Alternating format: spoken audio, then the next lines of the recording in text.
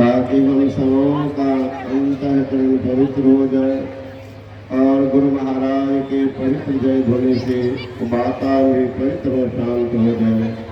बोलिए श्री सर्वार्थ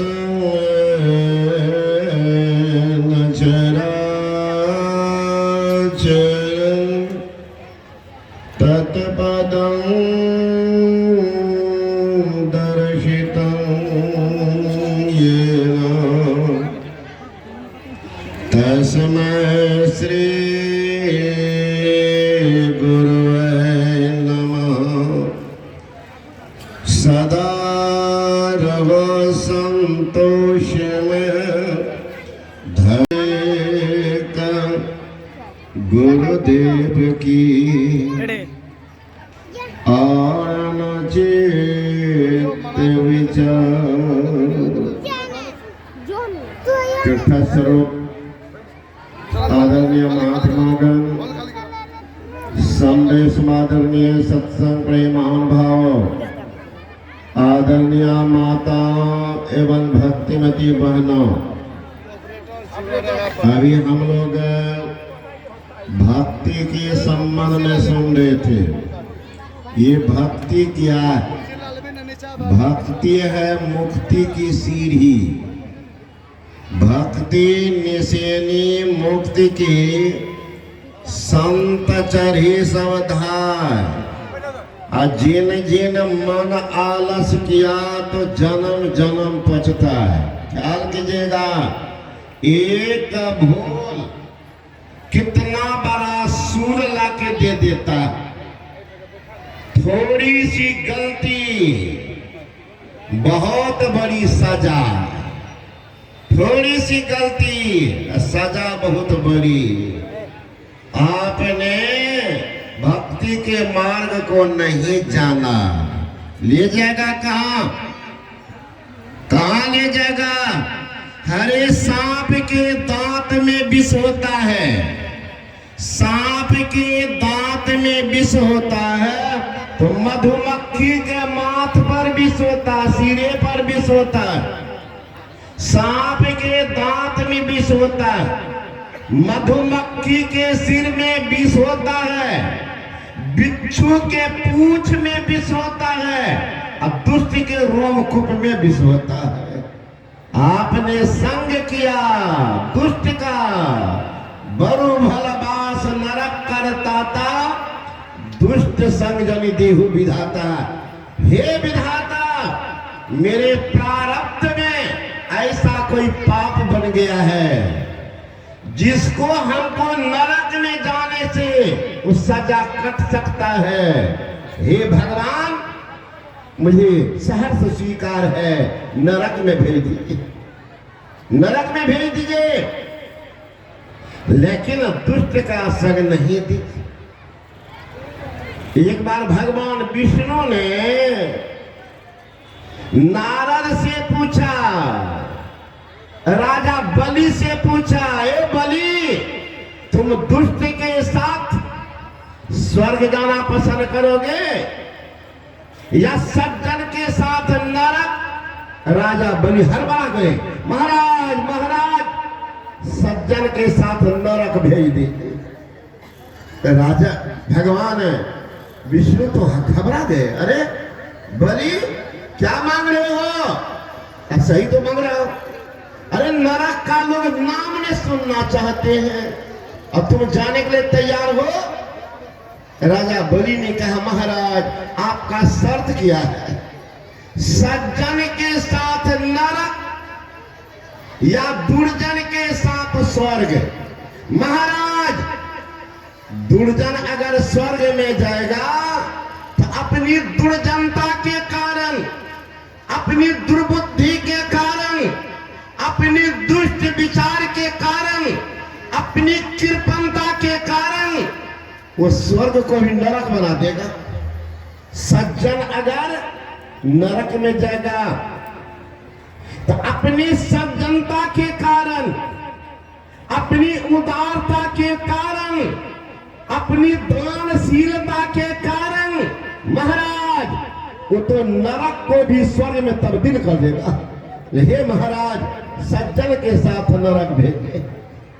देख लीजिए संग किनका है, इसलिए कैसे का संग करो। मांग कर रहे हैं महाराज प्रारब्ध में अगर मुझसे पाप बन गया है तो हमें नरक जाने से अगर वह सजा कट जाए भेज दीजिए, क्योंकि मेरा वो कर्म है मुझे भोगना। लेकिन महाराज दुष्ट का संग नहीं दीजिए। कितना खतरनाक है विचार कर लीजिए। दुष्ट का संग, सज्जन का संग कल्याण का मार्ग बना देता। आज ऐसे ही वो महान विभूति सज्जन गुरु महाराज के मानस पुत्र संत मत के वर्तमान आचार्य हरिनंदन परमहंस जी महाराज का जन्मदिन भी है। सौभाग्य है ऐसे महापुरुष का जन्मदिन हो और उसमें बैठ कर हम लोग सत्संग करें, इससे बड़ा खुशी और क्या हो सकता। ऐसी सज्जन सज्जनता, उदारता और धर्मपरायणता गुरु महाराज का सेवा करने का सौभाग्य 56 से और आबाल बाल ब्रह्मचारी रहकर सेवा की है। जोड़ लीजिएगा कितना दिन हुआ, 86 में शरीर छुटा, 56 से 86 जोड़ लीजिए। एक बार अगर सज्जन का संग हो जाए मिटता नहीं है, एक बार। और जिनको बार बार महापुरुष को स्पर्श करने का सौभाग्य मिला उनका जीवन कैसा होगा, उनका जीवन कैसा होगा। स्वामी विवेकानंद से एक व्यक्ति ने कहा महाराज सज्जन के संग करने से क्या होता है। परमान लोगे कि सुनकर विश्वास करोगे, बता दो। कहा नहीं महाराज प्रमाण मिल जाए तो बढ़िया बात, चल घूमने के लिए मेरे साथ ले गया। कहा महाराज बताइएगा, कहा बतलाऊंगा। तब तक देखता है 4-5 नौजवान समुद्र के किनारे गेंद को फेंक रहा है और उस पर निशाना साध रहा। 3 बार 4 बार निशान लगाया, एक भी निशान नहीं उतरा। विवेकानंद ने कहा ए नौजवान, ये कैसी तुम्हारी निशान है, एक बार भी निवेद नहीं पा रहे हो। नौजवान सब तो उब गया था, क्रोध में था। का आप लगाओगे का क्यों नहीं, हम देख के बार काला ले दे दिया उनके हाथ में बंदूक। का उछालो, समुद्र के ऊपर में गेंद को उछाला, ये जो निशाना मारा एक ही बार में छेद दिया। नौजवान कहता हम नहीं मानेंगे, संजोग से लग गया है, इसको कैसे मानेगा, आपका निशाना सीधा है, हम संजोग मानेंगे। का फिर उछाला, फिर मारा, फिर निशाना को साध दिया। का अब का ये भी हम संजोग मानेंगे। का ठीक है, फिर उछालो। तीसरा बार जो उछाला स्वामी विवेकानंद ने छेद दिया। तब नौजवान चरण पकड़ लिया कि स्वामी जी ये कैसे होता है, ये कैसे होता है। कहा हमारी वृत्ति सिमटी हुई है, जो सज्जन का संग किया है उनकी वृत्ति सिमटी होती है, जो दुर्जन का संग करता है उनका दृष्टि फैला रहता है। यही है सज्जनों का संग का प्रभाव। देख लो हमारे गुरु महाराज पहुंचे हुए संत हैं, उनका संग है। जिनको हो जाए, स्वामी राम तीर्थ प्रोफेसर थे मैथमेटिक्स, बैठ करके ध्यान कर रहे थे। स्वामी राम तीर्थ बैठ गए तो बैठ गए, सिमटी हुई वृत्ति पिंड से ब्रह्मांड में चली गई। याद ही नहीं रहा समय का याद नहीं, कला से छूट गया। जब उनका ध्यान भंग होता है, घड़ी देखा अरे क्लास तो ओवर हुआ, बहुत तेजी में गया क्लास, लेकिन तब तक तो क्लास घंटी बज गई थी। ऑफिस गया, तेजी में जाने के कारण श्वास प्रश्वास की गति तेज थी। किरानी अन्य प्रोफेसर कहने लगे कि सर क्लास में कुछ हुआ क्या, विद्यार्थी से कोई बात हुई क्या, करना क्या आप हाँप रहे हैं, क्या हो गया, का कुछ तो हुआ ना, कुछ तो हुआ ना। कोई घर से चले, क्लास छूट गया। हंसने लगे प्रोफेसर, क्लास छूट गया, कहा अभी क्लास कौन किया, आप तो क्लास किए, आप अपना अटेंडेंस बनाए। किरानी ने हाजिरी बही दी और उनका सिग्नेचर भी ऐसा टफ होता था कि बदला में कोई बना ही नहीं सकते थे। देखा सिग्नेचर हूबहू उन्हीं का, विद्यार्थी के अटेंडेंस बही दिए, देखते हैं विद्यार्थी का हाजिरी उन्हीं के अक्षर में है, हाजिरी भी लगाए हैं, क्लास में पढ़ाए हैं। भावावेश हुई कि कौन हुई वह व्यक्ति काम ऑफिस से निकल के बरामदा पर गए। विद्यार्थी जो देखे दौड़ गए कि सर फिर से क्लास लीजिएगा, फिर से क्लास लीजिएगा। सर आप जो पढ़ाए जीवन में आप भी तो कभी नहीं पढ़ाए, जीवन में आप भी तो कभी नहीं पढ़ाए। आप तो जितना पढ़ाए सारे विद्यार्थी को तो पूरा का पूरा याद ही हो गया। सर फिर क्लास लीजिएगा। आंख में आंसू आ गई, लगता है मैं ध्यान कर रहा था, मेरा रूप धारण करके भगवान यहाँ क्लास ले रहा था। भगवान श्री कृष्ण का वादा है, जो जन ऊधो मोहि न बिसरे ताहि न बिसारू छिन एक घड़ी, जो मई भजे भजो में वाको कल परत मई एक घड़ी, काटो जन्म जन्म के फंदा राखो सुख आनंद करी, जो जन ऊधो मोहि न बिसरे ताहि न बिसारू छिन एक घड़ी, जो मोहि भजे भजो में वाको। ख्याल कीजिएगा, भजन कर रहा भगवान का, तो भगवान सोचा इनका वेतन क्यों कटे, तो क्लास ले रहा भगवान, क्लास भगवान ले रहे हैं। सोचने लगे, थोड़ा में ध्यान किया कि मेरा रूप भगवान बनाया, तो ऐसे भगवान का क्यों ना भजन करे, जो इस संसार का भजन करे। गया ऑफिस का लफ्ज रजिस्टर, लोगों ने मजाक किया, फिर सिग्नेचर करेंगे, अब सिग्नेचर नहीं अब रिजर्वेशन करेंगे। निकल गया।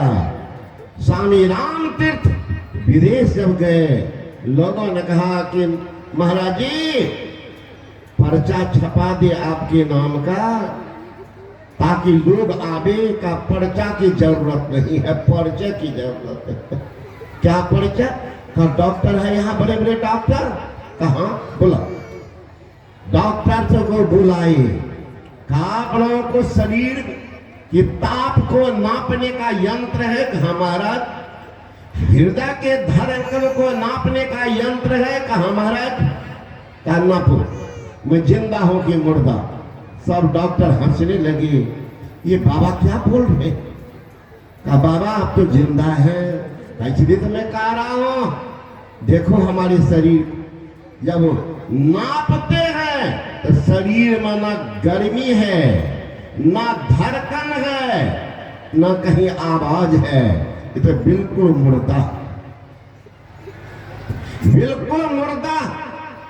जांचने के बाद रामकृष्ण ने पूछा कि क्या देखे, डॉक्टर्स कहते हैं महाराज जांचने के बाद अगर मैं आपको जिंदा कहता हूं, इसका मतलब है मेडिकल साइंस की मानो दिवालिया निकल गई और आप बातचीत कर रहे हैं, अगर मैं आपको मुर्दा कहता हूं, इसका मतलब डॉक्टर साहब पागल हो गया है।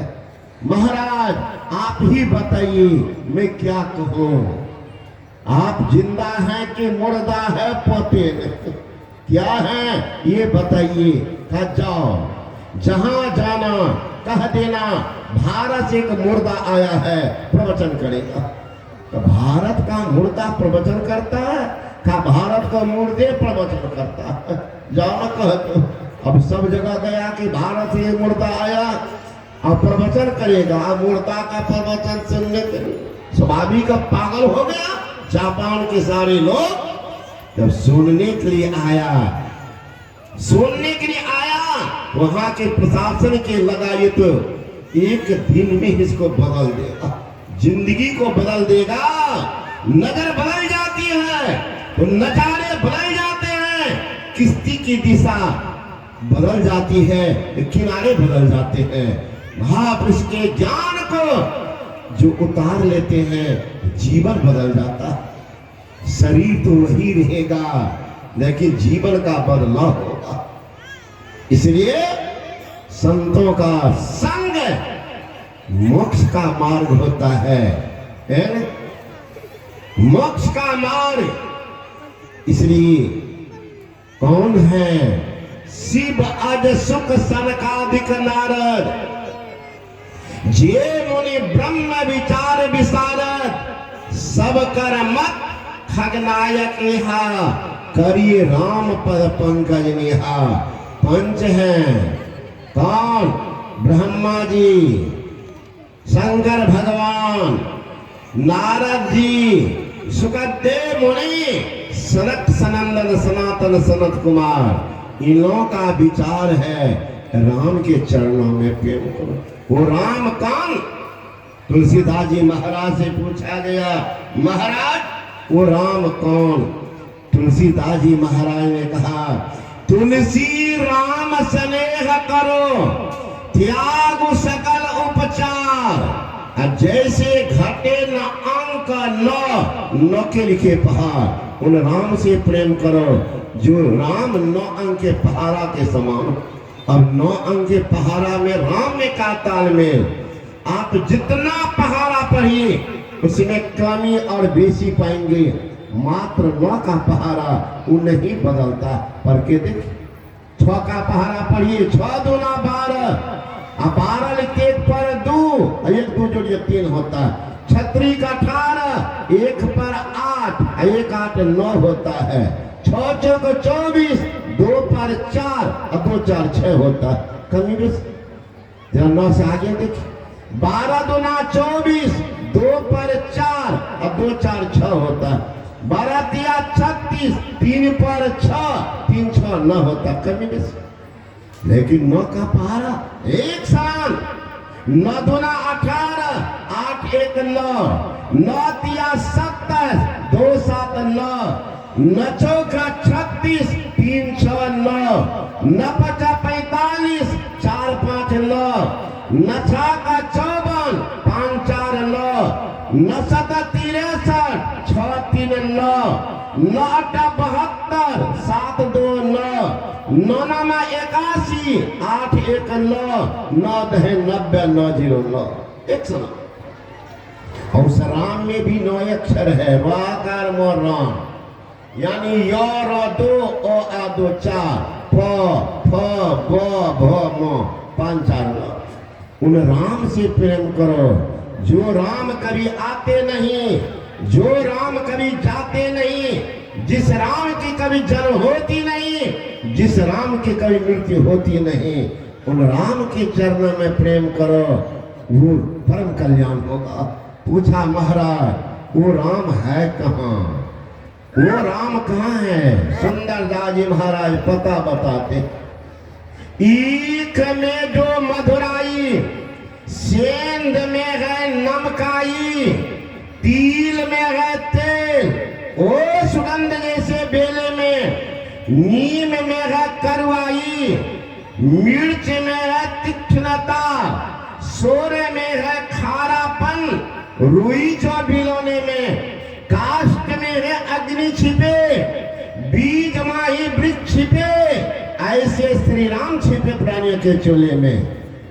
मोको खा ढूंढे रे बंदे, मैं तो तेरे पास में, ना में मंदिर, ना में मस्जिद, ना काबा कैलाश में, ना में तिलक, ना में कंठी, ना में पूजा पाठ में। अरे भेदी हो तो तुरंत मिलावा, पल भर के तलाश हो, वो भेदी हो तब वह बताएंगे। आजकल कई मत चला है, आदमी को बेमत कर रहा है। तब गुरु की जरूरत है, गुरु की जरूरत है। तब जो मन हो सब खाओ, अंडा गंडा सिगरेट बीड़ी तमाकू सब खाओ, अब भगवान का नाम लो, बेड़ा पार होगा, बेड़ा पार होगा महाराज। इस 3.5 हाथ का बुआरा पार होगा, बेड़ा तो जल्दी लसक जाएगा, बेड़ा क्या पार होगा। गंदा चीज मुंह में डालेंगे, खैनी खाने वाले को देखिए, इसमें भी होगा जरूर।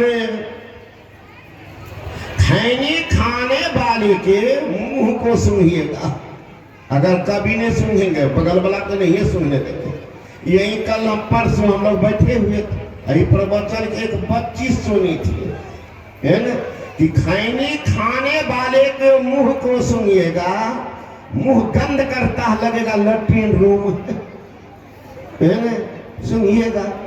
एक छोटी बच्ची दौड़ती आई कि बाबा हम गए ना दादाजी के पास, तो दादाजी कुर्सी पर बैठे हुए थे, खैनी ऐसे ऐसे कर, दौड़ के गए ना तो दादाजी उठा लिए हमको, तो हम कहे कि हम मुँह सूंघबो तो है ना, का है तो बाबा बोल रहे कि खैनी वाला के मुँह से लेट्रिन रूम। तो दादा कहा नहीं, ऐसे बाबा बोल रहे कल नहीं, जब तक नहीं सुनबो तब नहीं छोड़ो। और बुढ़वा मुँह घुमा दे पोतिया सुने, अब दौड़ कर गई हमको कहने के लिए बाबा सुनहलिए, दादा के मुंह माह के। इसमें भी होंगे, जाके सुन लीजिएगा, आज नहीं सुने हैं तो दिन में तो नहीं सुनने देंगे, रात में सुनिएगा खैनी खाने वाले के मुंह लगेगा लैट्रिन रूम। वैशाली जिला में खैनी खेती होती है, धनवान व्यक्ति दरवाजा पर देखेंगे छाया देते हैं, त्रिपाल टांगते, नीचे में रखते ना खैनी का रंग खराब होने। गरीब आदमी क्या करेगा, बोर में पीपर में आम के जड़ में खैनी को घुमा करके खराब कर। कुत्ता गीदड़ का क्या स्वभाव आप जानते हैं, सब जाके पैर उठा करके मूत्रालय शौचालय खैनी, और जब तक में खैनी सूखेगा तब तक में कुत्ता गीदड़ का पैखाना सूख जाता, अब पता नहीं चलता कौन ओरिजिनल खैनी है कौन डुप्लीकेट खैनी। और उसको मुंह में ला कर देते ही साहब बेवकूफ, ये कौन विटामिन बी कॉम्प्लेक्स, बीच बीच में टॉनिक दे रहे, हम मुंह को लैट्रिन रूम बना रहे। ये मानव का चीज है हमारा, है ना, मानव। तो लोग शराब पीते, आप देख लीजिए बसंत ऋतु है, ये अपने भारत का में जन्म लेने वाले को सौभाग्य है कि 6 ऋतु का आनंद लेते हैं। सब देश में 6 ऋतु नहीं होता है। सौभाग्य भारतवासी को है कि गंगा नदी भारत में बहती है, अन्य देश में नहीं। सौभाग्य है जो पाप हरणी देव नदी गंगा भारत में है। सौभाग्य हमारे भारतवासियों को, जहां 24 अवतार हुआ है और सब भारतीय में, इसे तो सौभाग्य है भारतवासियों को कि सिद्ध महापुरुष का अवतरण समय समय भारत में होते आया। आज अमेरिका को डॉलर पर अभिमान सबसे कीमती है, भारत का 76 रुपया, अमेरिका का 1 रुपया, बात बराबर। गौरव है, उतना कीमती डॉलर किन्हीं के रुपया नहीं है। तो अमेरिका को डॉलर पर अभिमान है, चीन को इलेक्ट्रॉनिक्स मीडिया पर अभिमान है, अस्त्र शस्त्र पर अभिमान है, कुवैत को पेट्रोलियम पदार्थ पर अभिमान है, तो भारत को लंगोटीधारी महात्मा पर अभिमान है। इसलिए भारत का शान संतों का रहन सहन है। इसलिए सौभाग्य है कि हम लोगों को ऐसा मिला है। ये छह ऋतु, ये बसंत ऋतु क्या आया कहने, दान मांगने के लिए आ रहे हैं, हमें कुछ दो। जितनी वृक्ष था सब कहा जो मांगने के लिए आए हो तो ले लो, सारा पात झाड़ करके दे दिया। लो जाओ, खुश रहो तुम, हे बसंत खुश रहो तुम। बसंत ऋतु याचक भया, याचक मांगने वाला भिख मांगा। बसंत ऋतु याचक भया, तो वृक्ष दान किया सब पात, परिणाम क्या हुआ, ताते न पल्लव भया, दिया दूर नहीं जात। दान करेंगे कल्याण होगा, वो जाता नहीं है, आपको तुरंत पे मिलता, पहले देख लीजिए करके। लेकिन सब वृक्ष तो दिया, एक वृक्ष देखते रह गया कि कितना दिया कौन दिया, तब तक वो बसंत ऋतु चला गया। आखिर पत्ता तो झरा, लेकिन वो अभागिनी तो दान नहीं किया, परिणाम मिलता क्या, कुछ नहीं मिला, फल मिला। तो जितना वृक्ष में फल लगा इज्जत के साथ देख लेगा, सब वृक्ष में न पल्लव, एकदम हरा हरा साड़ी पहन करके वह वृक्ष फल दी है इज्जत के साथ। एक ही वृक्ष ना निर्लज, दान नहीं किया, नंगी होकर के फल दिया। कौन, महुआ, एक भी बात नहीं पाइएगा, जाइए देख लीजिएगा, जाइए देख लीजिएगा, इतना निर्लज पतित हुआ गाछ महुआ, एक भी नहीं है पात। और उसी महुआ से बनता है शराब। जो इतना निर्लज पतित है, उसका रस पीने वाला कितना पतित होगा। एक संत ने कहा, पात लिए सब वृक्ष फले, महुआ फले पत खोए, ताही पतित के रस पिए तो न फंस जाते हुए। लात जूता खाएगा फिर भी देखिएगा, कहेगा ठीक है। एक पियक्कर था, उसकी पत्नी बार बार समझाती थी कि पतिदेवी पीना छोड़िए, संतों का संग कीजिए, भला वो माने औरत की बात। इसमें भी आज हमको तो लगता है 125 प्रतीक्षा लोग लिए हैं, और उसमें हमको लगता है 60, 70, 80 तो महिला है। मोछ वाला कहाँ है, तो घूमता होगा घर में, जाना तू ला ली, हमें देखबे न कभी, माना तू दीक्षा ला, भगवान का भजन कर, हमें एक ठेपी देवे नाला में घोल है ना, वह भागा को नसीबे नहीं, मनाही नहीं माना। एक रोज पी करके इधर उधर गांव चले गए, गांव वाले पकड़ लिया, अब दे जूता दे लाश से मुंह कान का नक्शा बिगाड़ दिया। फिर भी नौजवान का छोड़ो मत, ऐसा दुष्कर्म करने वाला कभी स्वीकारेगा नहीं कि हम दुष्कर्म किए, झूठे आरोप लगाया, ये बहाना बनाएगा, लोग जान क्यों नहीं जाए, घुमाओ घूमे। तो ऐसे क्या घुमाओगे, गधा पर बैठा, गधा पर बैठा दिया, गर्दन में जूता चप्पल का माला डाल दिया, मुंह में काली चूना पोत दिया, लगे गांव में घुमाने। एक महिला की दृष्टि पड़ गई, दौड़ गया उसके आंगन, उनके पत्नी को कहते हैं, ऐ जी मालूम हुआ का क्या, तुम्हारे पति पी करके कहाँ गए नहीं गए, गांव वाले पकड़ ली। इतना पिटाई किया है, पूरा लहू लहान से, फिर भी नौजवान सब नहीं छोड़ा, 15-20 लड़का, मुंह में काली चूना पोत दिया, गधा पर बैठा दिया, गर्दन में जूता चप्पल डाल दिया, घुमार। पत्नी थी, जानती तो थी कि पतित है, एक होता पतित, एक होता पति। पतित पत्नियों को पीटता है, गाली गलौज करता है, माँ को मारता है, जेवर बेचता है, धर्म कर्म से मतलब नहीं, दीक्षा नहीं लेता है, वह पतित।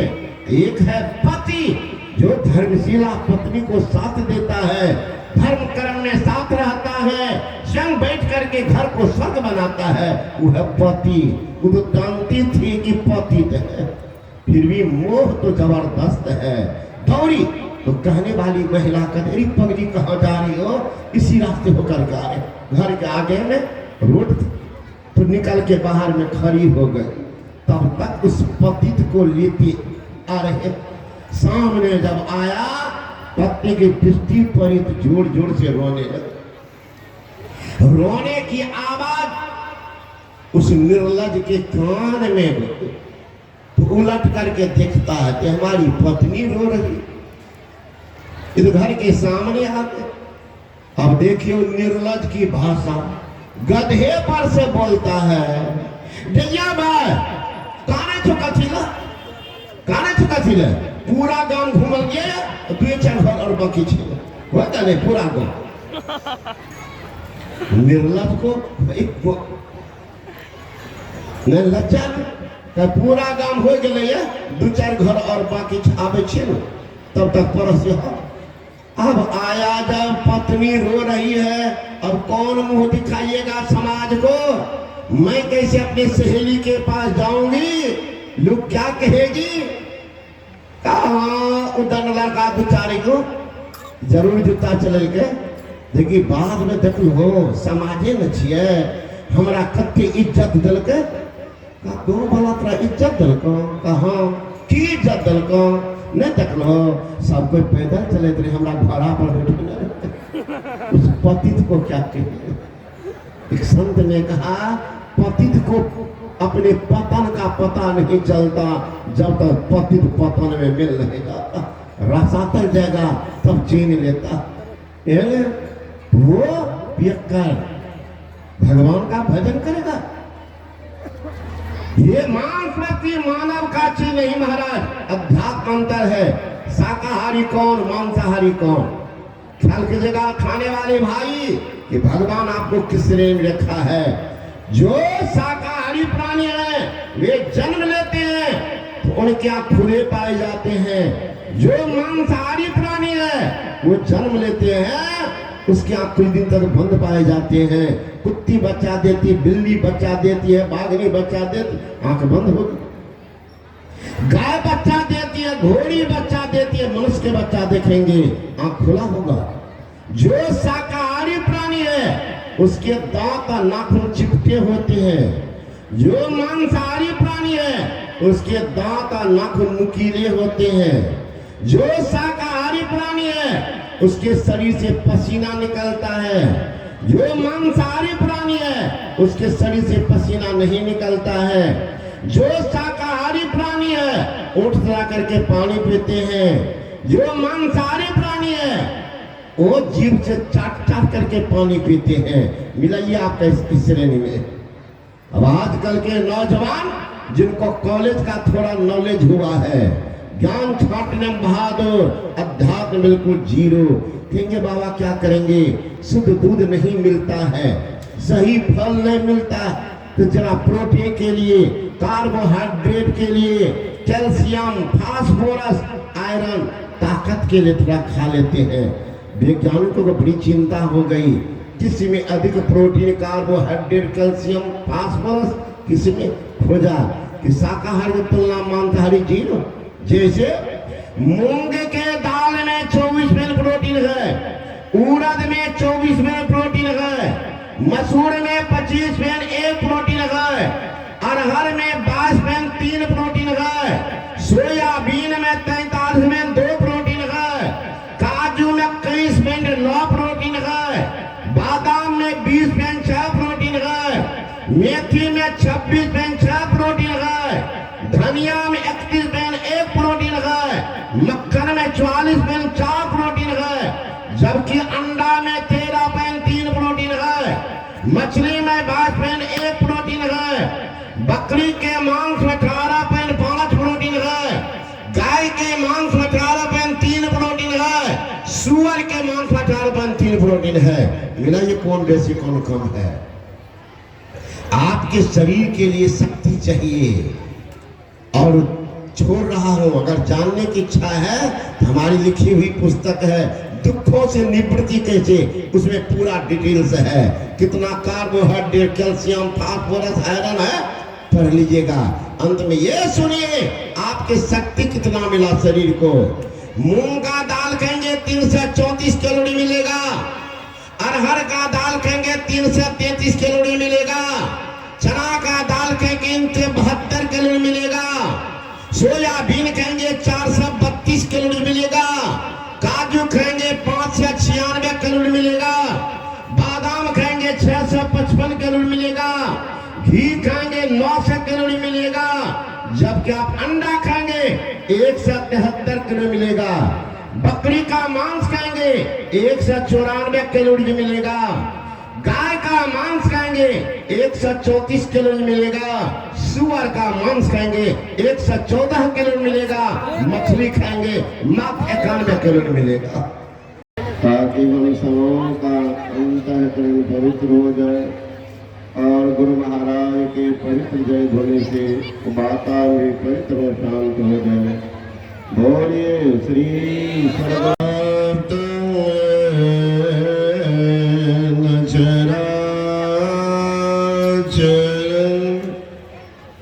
तत्पदं दर्शितं येन तस्मै श्री गुरु